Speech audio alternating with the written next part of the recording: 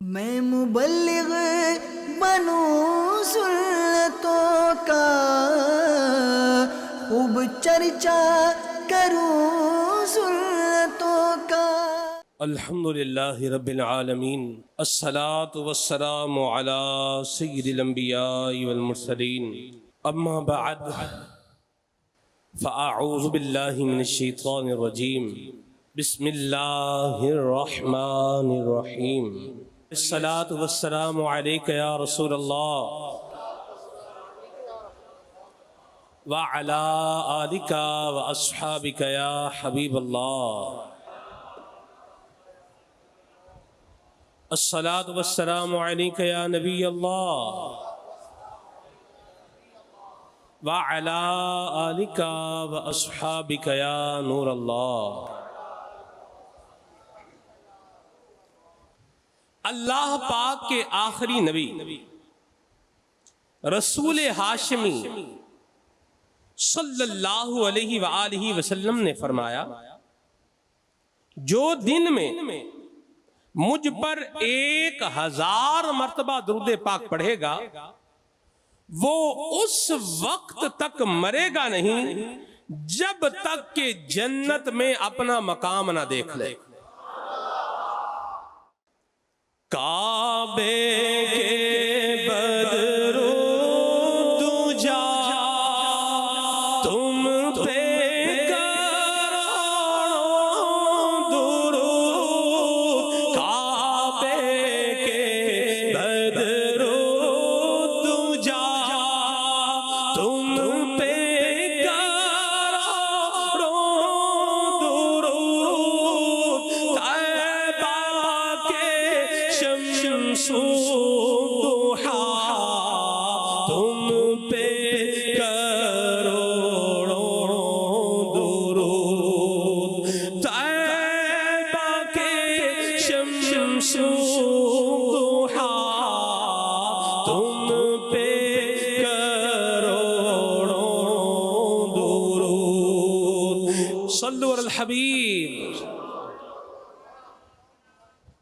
پیارے اسلامی بھائیوں، حضرت سعد بن ابی وقاص رضی اللہ تعالی عنہ صحابی رسول ہیں، اور ان 10 خوش نصیب صحابہ میں سے ہیں کہ جنہیں مالک جنت قاسم نعمت صلی اللہ علیہ وسلم نے دنیا میں ہی جنت کی بشارت عطا فرمائی ہے۔ اللہ حضرت فرماتے ہیں، وہ 10 جن کو جنت کا مجدہ ملا، اس مبارک جماعت پہ لاکھوں سلام، اس مبارک جماعت پہ لاکھوں سلام۔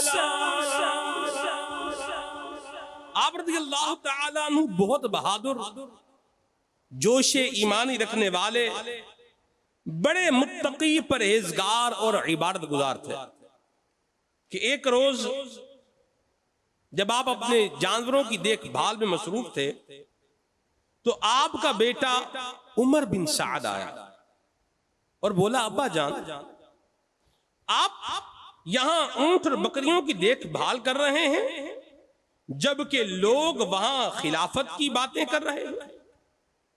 حضرت سعد بن ابی وقاص رضی اللہ تعالی عنہ نے اپنے بیٹے کے سینے پر ہاتھ مارا اور فرمایا، اسکت، خاموش ہو جاؤ۔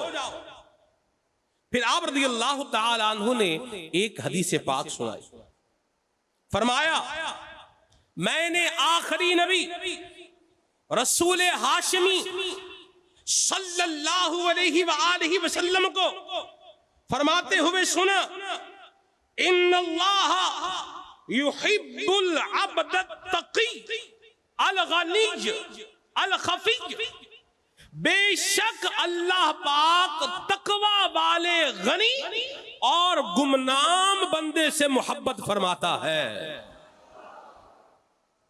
پیارے اسلامی بھائیوں، یہ ایک مختصر حدیث پاک ہے جو حضرت سعد بن ابی وقاص رضی اللہ تعالی عنہ نے اپنے بیٹے کو سنائی اور انہیں سبق دیا کہ دنیا میں مقام و مرتبے اور منصب کی خواہش کرنا فضیلت کی بات نہیں، بلکہ تقوی اختیار کرنا، غنی بننا اور گمنام رہنا باعث فضیلت ہے۔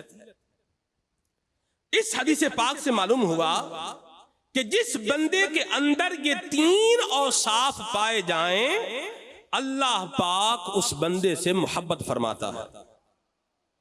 اس سے پہلے کہ ہم ان 3 اوصاف کی وضاحت کی جانب بڑھیں، 2 مدنی پھول ذہن نشین کر لینے چاہیے۔ پہلے نمبر پر یہ بات سمجھنے کی ہے کہ اللہ پاک کی بندے سے محبت کا مطلب کیا ہے۔ حجت الاسلام امام محمد بن محمد غزالی رحمت اللہ تعالی علیہ نے اس کا ایک مطلب یہ بیان کیا ہے کہ اللہ پاک کی اپنے بندے سے محبت یہ ہے کہ اللہ پاک بندے کے لیے اپنے قرب کے دروازے کھول دیتا ہے۔ دوسرا مدنی پھول جو اس مقام پر ذہن نشین رکھنے کا ہے وہ یہ ہے بندے کا اللہ پاک سے محبت کرنا۔ یہ بھی بڑی فضیلت کی بات ہے، بڑی شان و عظمت کی بات ہے، لیکن اس سے زیادہ فضیلت کی، اس سے زیادہ عظمت اور شان والی بات یہ ہے کہ اللہ پاک اپنے بندے سے محبت فرمائے۔ بندہ تو بندہ ہے، بندہ اپنے خالق سے محبت کرے، اپنے مالک سے محبت کرے، اپنے رب سے، اپنے پالنے والے سے، اپنے رازق سے محبت کرے، یہ بندے کا حق بنتا ہے۔ مگر اللہ پاک رب ہو کر، خالق و مالک ہو کر اپنے بندے سے محبت فرمائے تو یہ زیادہ فضیلت اور شان والی بات ہے۔ بخاری شریف میں ایک حدیث قدسی ہے، اللہ پاک ارشاد فرماتا ہے ما یزال عبدی یتقرب الی بالنوافل، کہ بندہ نوافل کے ذریعے میرا قرب حاصل کرتا رہتا ہے، حتی احبہ، یہاں تک کہ میں اس سے محبت فرمانے لگتا ہوں۔ فَإِذَا أَحْبَبْتُهُ، اور جب میں بندے سے محبت کرتا ہوں، كُنْتُ سَمْعَهُ الَّذِي يَسْمَعُ بِهِ، میں اس کے کان بن جاتا ہوں جن سے وہ سنتا ہے، وَبَصَرَهُ الَّذِي يَبْصُرُ بِهِ، میں اس کی آنکھ ہو جاتا ہوں جس سے وہ دیکھتا ہے، وَيَدَهُ الَّتِي يَبْطِشُ بِهَا، میں اس بندے کے ہاتھ ہو جاتا ہوں جس سے وہ پکڑتا ہے، وَرِجْلَهُ الَّتِي يَمْشِي بِهَا، اور میں اس کے پاؤں بن جاتا ہوں جن سے وہ چلتا ہے۔ اور ایک روایت میں یہ بھی ہے وَفُوَادَهُ الَّذِي يَعْقِلُ بِهِ، کہ میں اس بندے کا دل بن جاتا ہوں جس سے وہ سوچتا ہے، سمجھتا ہے، وَلِسَانَهُ الَّذِي يَتَكَلَّمُ بِهِ، اور میں اس بندے کی زبان بن جاتا ہوں جس سے وہ بات کرتا ہے۔ اللہ اکبر، فرمایا اگر وہ میرا بندہ مجھ سے دعا کرے تو میں اس کی دعا پوری کرتا ہوں، وَإِن سَأَلَنِي لَأُعْطِيَنَّهُ، اگر میرا محبوب بندہ مجھ سے کسی شے کا سوال کرے تو میں ضرور اسے عطا فرماتا ہوں۔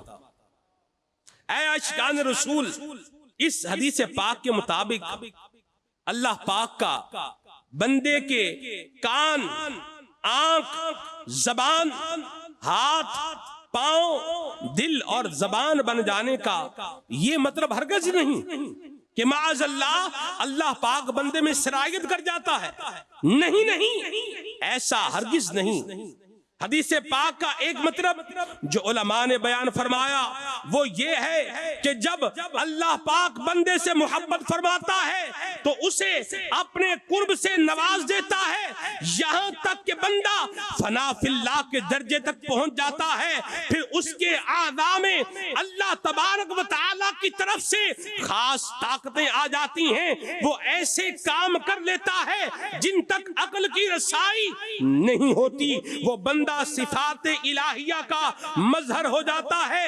اب اس کی یہ شان ہوتی ہے کہ وہ دیکھتا تو اپنی ہی آنکھ سے ہے مگر اس کی آنکھ میں نور الہی جلوہ گر ہوتا ہے، لہذا وہ دور کو بھی دیکھ لیتا ہے اور وہ جو قریب شے ہوتی ہے لیکن پوشیدہ ہوتی ہے اس کو بھی دیکھ لیا کرتا ہے۔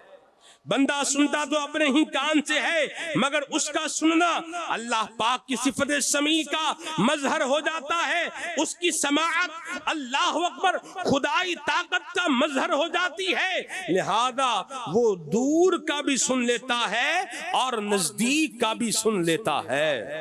اللہ کے محبوب بندے کی شان یہ ہوتی ہے کہ بولتا تو اپنی زبان سے ہے مگر اس کے بولنے میں خدائی طاقت کار فرما ہوتی ہے۔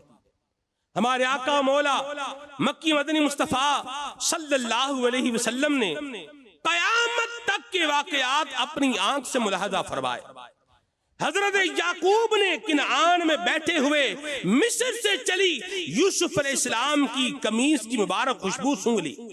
حضرت سلیمان علیہ السلام نے 3 میل کے فاصلے سے چونٹی کی آواز سن لی اور آپ کے وزیر آصف رحمت اللہ تعالی علیہ نے پلک جھپکنے کی دیر میں یمن سے تخت بلقیس لا کر ملک شام میں حاضر کر دیا۔ امیر المؤمنین حضرت فاروق اعظم رضی اللہ تعالی عنہ نے مدینہ منورہ سے خطبہ پڑھتے ہوئے نہامند میں اسلامی لشکر کے حالات دیکھ بھی لیے اور ان تک اپنی مبارک آواز کو بھی پہنچا دیا۔ پیارے اسلامی بھائیوں، یہ ہے اس بندے کی شان جس سے اللہ پاک محبت فرماتا ہے۔ سبحان اللہ۔ اور اللہ پاک کس بندے سے محبت فرماتا ہے؟ ہم نے ابتدا میں حدیث سنی کہ اللہ پاک کے پیارے اور آخری نبی صلی اللہ علیہ وسلم نے 3 صفات بیان کر کے فرمایا کہ جس بندے میں یہ صفات پائی جائیں اللہ تعالیٰ اس سے محبت فرماتا۔ پہلی صفت تقوی، دوسری صفت غنا اور تیسری صفت گمنامی ہے۔ امیر السنت کیا خوب فرماتے ہیں، محبت میں اپنی گھمایا الہی، نہ پاؤں میں اپنا بتایا الہی، محبت میں اپنی گھمایا نہ پاؤں میں اپنا بتایا الہی، رہوں مست بے خود میں تیری میلا میں پیلا جام ایسا پلایا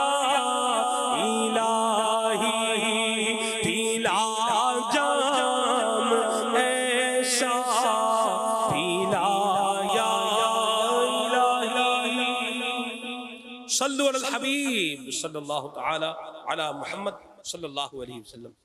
آئیے اب ان 3 پسندیدہ صفات کی وضاحت سنتے ہیں۔ پہلی پسندیدہ صفت تقوی۔ پارہ 3 سورہ آل عمران آیت نمبر 76 میں ارشاد ہوتا ہے فَإِنَّ اللَّهَ يُحِبُّ الْمُتَّقِينَ، بے شک اللہ پرہیزگاروں سے محبت فرماتا ہے۔ پیارے اسلامی بھائیوں، تقوی اصل بندگی ہے۔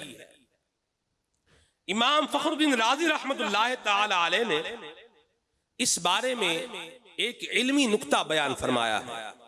چنانچہ ارشاد فرماتے ہیں کہ اللہ پاک نے ایک مقام پر قرآن کریم کی یہ صفت بیان کی ہے کہ قرآن کریم اہل تقوی کے لیے ہدایت ہے۔ ارشاد ہوتا ہے ہدی للمتقین، اس میں ڈر والوں کے لیے ہدایت ہے۔ اور دوسری جگہ پر ارشاد فرمایا ہدی للناس، جو لوگوں کے لیے ہدایت ہے۔ امام راضی فرماتے ہیں ان دونوں آیتوں کو ملا دیا جائے تو نتیجہ نکلے گا کہ حقیقت میں انسان کہلانے کا حقدار وہی بندہ ہے جو متقی ہے، اور جو متقی نہیں ہے وہ حقیقت میں انسان کہلانے کا حقدار نہیں۔ اس بات کو ایک مثال سے سمجھیے۔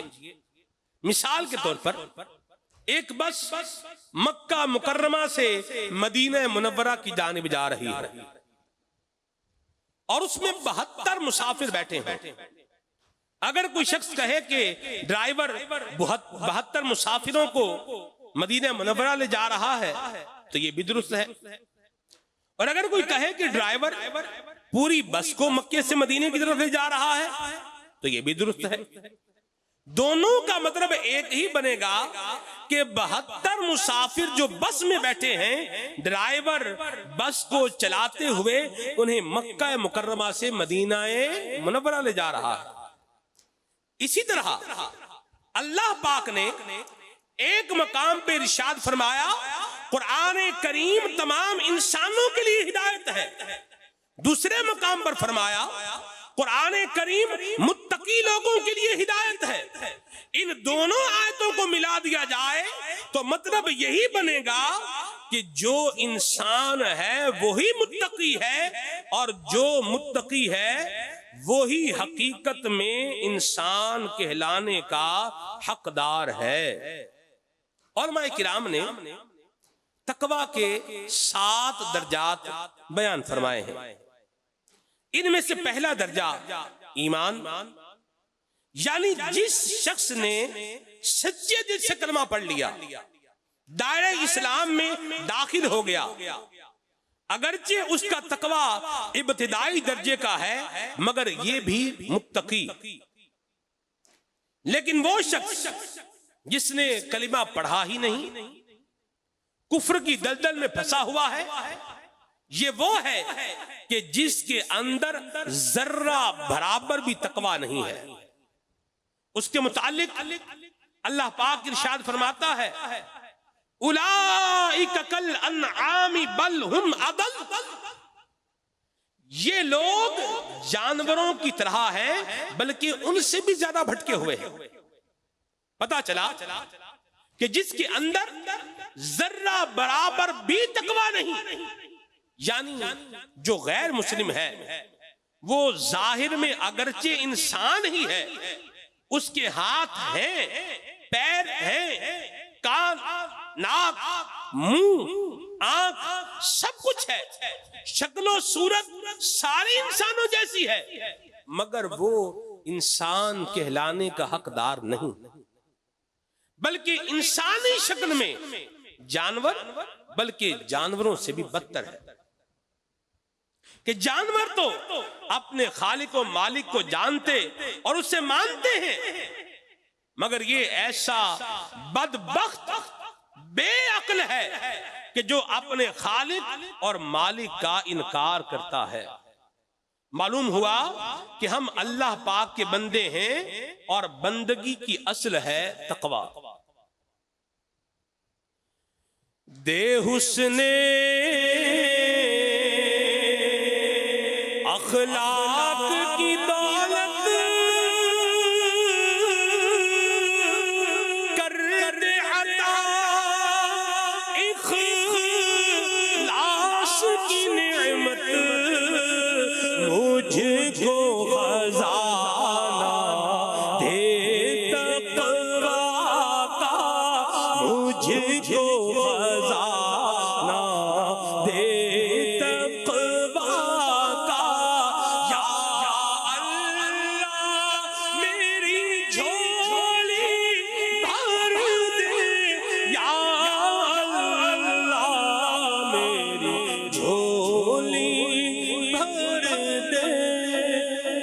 صلو علی الحبیب۔ اے عاشقان رسول، جس طرح بندگی کی اصل تقویٰ ہے، اسی طرح نیکی کی اصل بھی تقویٰ ہے۔ اللہ پاک ارشاد فرماتا ہے، اور یہ کوئی نیکی نہیں کہ تم گھروں میں پچھلی دیوار توڑ کر آؤ، ہاں اصل نیکی تو پرہیزگار ہونا ہے۔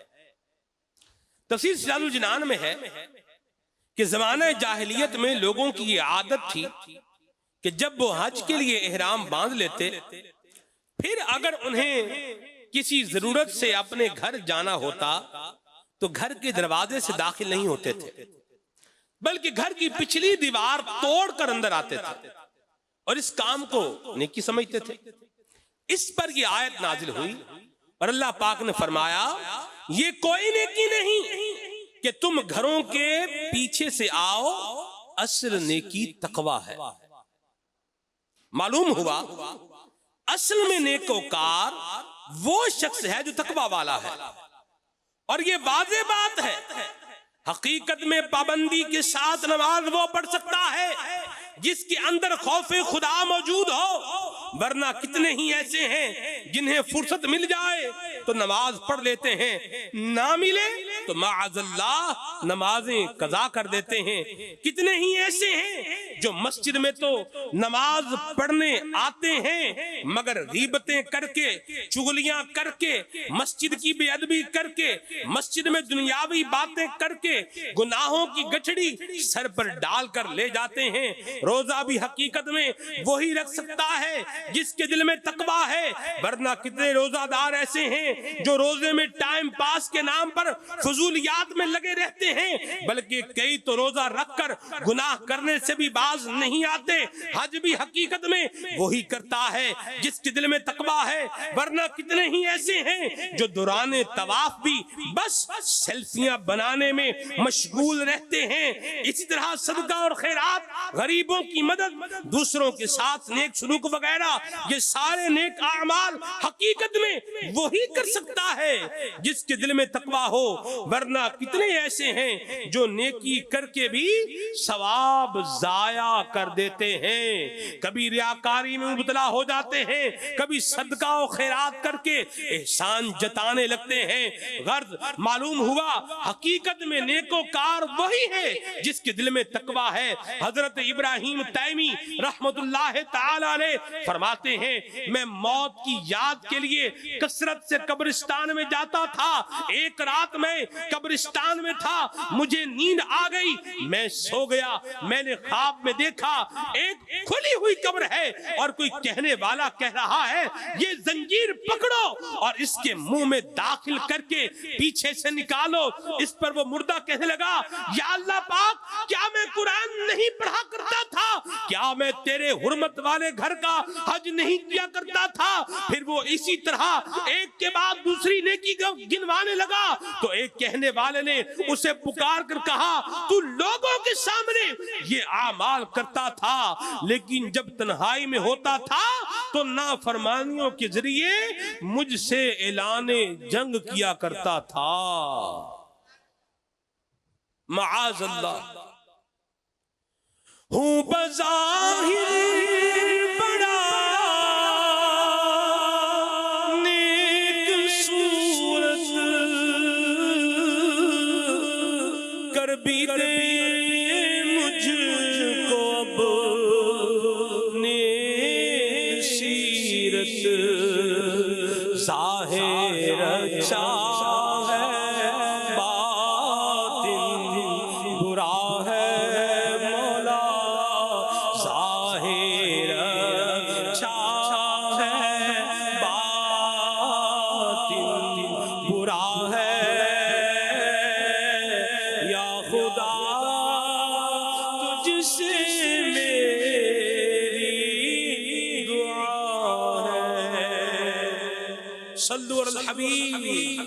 صلی اللہ تعالی علیہ وسلم۔ تصوف کی مشہور کتاب رسالہ کشیریہ میں ہے، حضرت شیخ قطانی رحمت اللہ تعالی علیہ فرماتے ہیں، دنیا کی تقسیم آزمائش پر کی گئی ہے اور آخرت کی تقسیم تقوی پر کی گئی ہے۔ یعنی دنیا میں عزت، مرتبہ اور مقام، بلندی، ترقی، کامیابی اسے ملتی ہے جو زیادہ محنت کرتا ہے، جبکہ آخرت میں بلند درجات، زیادہ عزت، زیادہ مقام و مرتبہ اسے ملے گا جو زیادہ تقوی اختیار کرنے والا ہوگا۔ چنانچہ پارہ 12 سورہ ہود آیت نمبر 49 میں ارشاد ہوتا ہے، ان العاقبۃ للمتقین، کہ بے شک اچھا انجام پرہیزگاروں کے لیے ہے۔ ایک مقام پر اللہ پاک جنت کے متعلق ارشاد فرماتا ہے، اعدت للمتقین، وہ پرہیزگاروں کے لیے تیار کی گئی ہے۔ سبحان اللہ، معلوم ہوا اللہ پاک نے جنت بنائی ہی اہل تقوی کے لیے ہے، لہذا جو زیادہ متقی ہوگا اسے جنت میں زیادہ بلند درجات نصیب ہوں گے اور اسے نعمتیں بھی زیادہ ملیں گی۔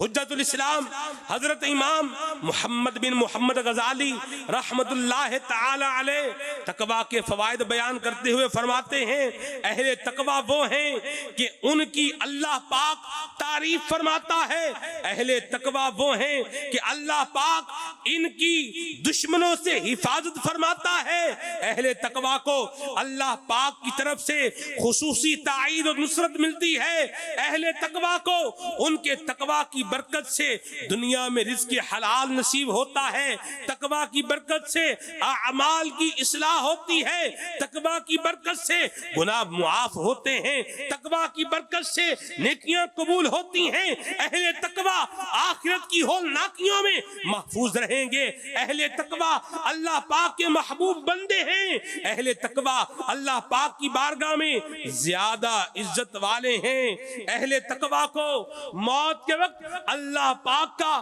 دیدار نصیب ہوتا ہے اور اہل تقوی کو موت کے وقت عذاب آخرت سے نجات کی بشارت دی جاتی ہے، اہل تقوی جہنم سے محفوظ رہیں گے اور اہل تقوی ہمیشہ ہمیشہ جنت میں رہیں گے۔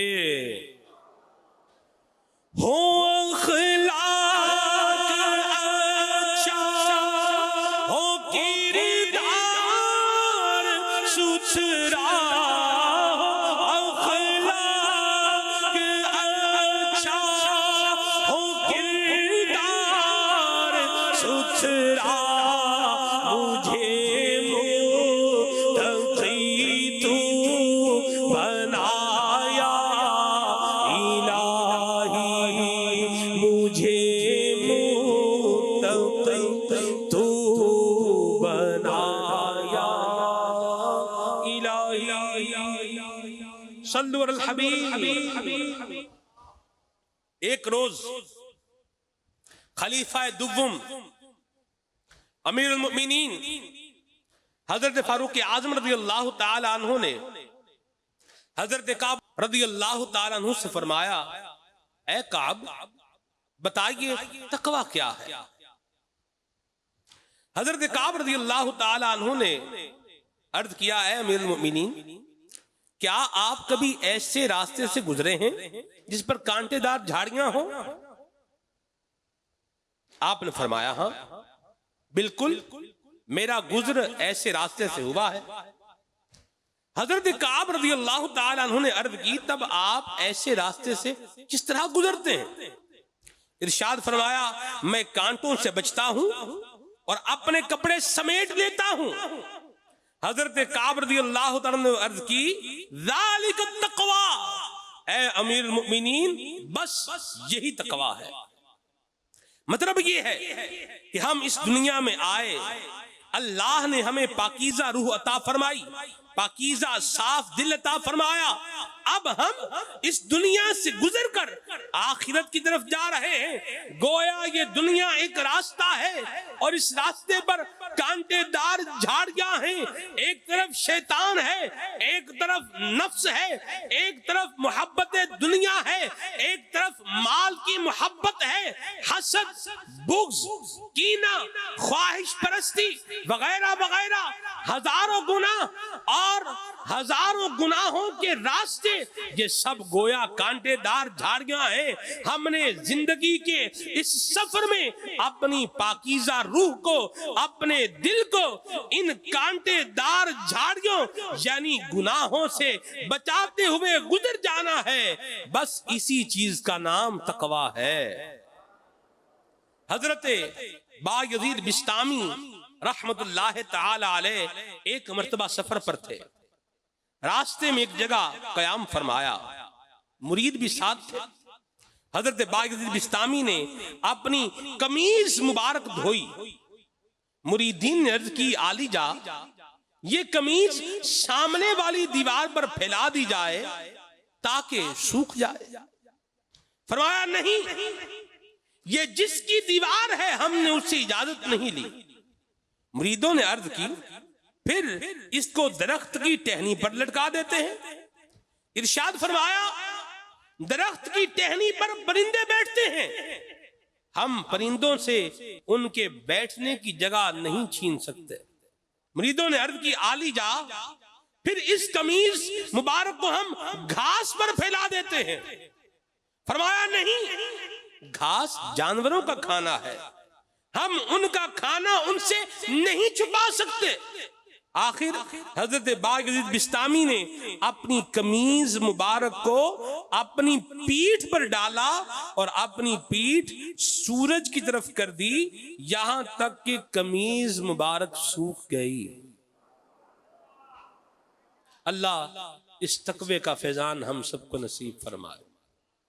سبحان اللہ، یہ ہے تقویٰ۔ ہم اس دنیا میں جو بھی کام کریں نہایت سنبھل کر، سوچ سمجھ کر، پوری احتیاط کے ساتھ کریں تاکہ کہیں سے بھی گناہ یا حق تلفی وغیرہ میں نہ پڑ جائیں۔ جس طرح ہم نے اپنی پسند کے نئے اور قیمتی کپڑے پہنے ہوں، بارش آ جائے، راستہ کچا ہو، راستے میں کیچڑ ہو، تو ہم وہاں سے سنبھل کر پوری احتیاط کے ساتھ پاؤں رکھتے ہیں، کپڑے سمیٹ لیتے ہیں، کہیں پاؤں پھسل نہ جائے، کپڑوں پر کیچڑ لگ نہ جائے۔ اسی طرح زندگی کے سفر میں ہر کام سنبھل کر سوچ بچار کر کے کرنا ہے۔ جو بھی ہم کریں اس سے پہلے خوب سوچ لیا جائے کہ کہیں اس کام میں گناہوں کے پہلو تو نہیں، دکان بنانی ہے، کاروبار چلانا ہے، نوکری کرنی ہے، شادی کرنی ہے، سفر پر جانا ہے، کچھ خریدنا ہے، بیچنا ہے، غرض جو بھی کرنا ہے پوری احتیاط کے ساتھ سوچ سمجھ کر شرعی رہنمائی لے کر وہ کام کرنا ہے تاکہ ہم گناہوں سے پوری طرح بچ سکیں۔ اے عاشقان رسول، رہی یہ بات کہ ہمیں تقویٰ حاصل کیسے ہوگا، تو اس کے لیے عرض ہے کہ تقویٰ کی اصل ہے گناہوں سے بچنا، اور گناہوں سے بچنے کے لیے دو چیزوں کی ضرورت ہوتی ہے۔ نمبر ایک، گناہوں کی معلومات، اور نمبر دو، دل میں گناہوں سے نفرت۔ اگر بندے کو گناہوں کی معلومات ہی نہ ہو تو ظاہر ہے وہ گناہوں سے نہیں بچ پائے گا، اور اگر گناہوں کی معلومات تو ہو مگر دل میں گناہوں سے نفرت نہ پائی جائے تب بھی گناہوں سے بچنا نہایت دشوار ہے۔ اب سوال یہ ہے کہ یہ دونوں چیزیں کیسے حاصل ہوں گی؟ تو اس کے لیے عرض یہ ہے کہ گناہوں کی معلومات تو آج کل بڑی آسانی سے حاصل کی جا سکتی ہے۔ مثلا ہر ہفتے کو شیخ طریقت امیر اہل سنت حضرت علامہ مولانا ابو بلال محمد الیاس عطار قادری ضیائی دامن القدم القدسیہ مدنی مذاکرہ فرماتے ہیں۔ اس میں دنیا بھر سے عاشقان رسول آپ سے مختلف موضوعات پر سوال پوچھتے ہیں، اور آپ اپنے علم اور تجربے کی روشنی میں ان کے جواب ارشاد فرماتے ہیں۔ اور باریک علمی نکات بیان فرماتے ہیں. یوں سمجھ لیجئے کہ مدنی مذاکرہ علم دین حاصل کرنے کے لیے ویکلی ایک کلاس ہے، ایک سیشن ہے، اور یہ کلام دور حاضر کی عظیم علمی اور روحانی شخصیت شیخ طریقت امیر اہل سنت پڑھاتے ہیں. سبحان اللہ. لہذا پابندی کے ساتھ مدنی مذاکرے میں شرکت کی عادت بنائیے. نیت کر لیں انشاءاللہ ہر ہفتے کو مدنی مذاکرے میں شرکت کیا کریں گے انشاءاللہ عز و جل.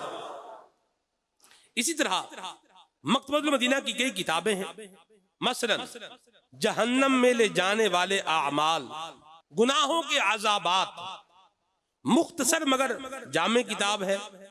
اس میں 52 گناہوں کا ذکر ہے، اور اس میں ہر گناہ کی تعریف، اس کے متعلق قرآنی آیات اور حدیث، اس گناہ کا حکم، اس گناہ میں پڑنے کے اسباب اور بچنے کے طریقے بھی بیان کیے گئے. گناہوں کی معلومات کا ایک طریقہ یہ بھی ہے کہ دارالفتاء اہل سنت کا نمبر اپنے پاس محفوظ کر لیں. جب بھی کوئی اہم کام کرنے لگے، کسی معاملے میں گناہ ہونے کا شبہ ہو یا کسی غیر شرعی کام میں پڑ جانے کا اندیشہ ہو، تو دارالفتاء اہل سنت سے یا کسی بھی عاشق رسول مفتی صاحب سے رابطہ کر لیا جائے. باقی رہی دل میں گناہ کی نفرت، یہ کیسے ملے گی؟ تو اس کے لیے امام غزالی نے ایک زبردست نسخہ ارشاد فرمایا ہے. آپ فرماتے ہیں کہ تقوی حاصل کرنے کی صورت یہ ہے کہ 5 اعضاء کی خصوصیت کے ساتھ نگرانی کی جائے. وہ 5 اعضاء یہ ہیں: آنکھ، کان، زبان، پیٹ اور دل. کتنے اعضاء کی خاص طور پر نگرانی کی جائے؟ 5 کی. یعنی آنکھ کو گناہوں مثلا فلموں ڈراموں وغیرہ سے بچایا جائے، کانوں کو گناہ سے یعنی گانے سننے سے، غیبت سننے سے، فحش باتیں سننے سے بچائے، زبان کو غیبت، چغلی، جھوٹ وغیرہ سے بچائے، پیٹ میں حرام لقمہ نہ جانے دے. اسی طرح دل کو حسد، تکبر، خود پسندی، ریاکاری وغیرہ سے بچائے رکھے، تو انشاءاللہ الکریم آہستہ آہستہ دل صاف ہوگا، دل کا میل اترے گا اور دل میں گناہوں سے نفرت پیدا ہو جائے گی. اگر ہم یہ دونوں کام کر لیں، گناہوں کے متعلق معلومات حاصل کرتے رہیں، اپنے اعضاء کو گناہوں سے بچا کر دل میں گناہوں سے نفرت پیدا کرنے میں بھی کامیاب ہو جائیں، تو انشاءاللہ الکریم ہمیں تقوی کی دولت نصیب ہوگی انشاءاللہ عز و جل. یہ ابھی پہلی صفت کا بیان ہوا ہے تقوی کا. دوسری صفت ہے غنا، اور تیسری صفت ہے گمنامی. اللہ اکبر، سبحان اللہ. اللہ ہمیں یہ خوبصورت وصف جو ہے وہ عطا فرمائے. اور گمنامی بھی ایک بڑی خوبصورت صفت قرار دی گئی ہے. گمنام بندہ جو ہوتا ہے بہت سارے خطرات سے بچا رہتا ہے کہ جن میں شہرت یافتہ بندہ مبتلا ہونے کے چانس رکھتا ہے. تو یہ بھی ایک اچھی صفت ہے. اللہ تبارک و تعالی ہم سب کو اخلاص نصیب فرمائے. صلو علی الحبیب صلی اللہ تعالی علی محمد. میں مبلغ بنوں سنتوں کا، خوب چرچا کروں سنتوں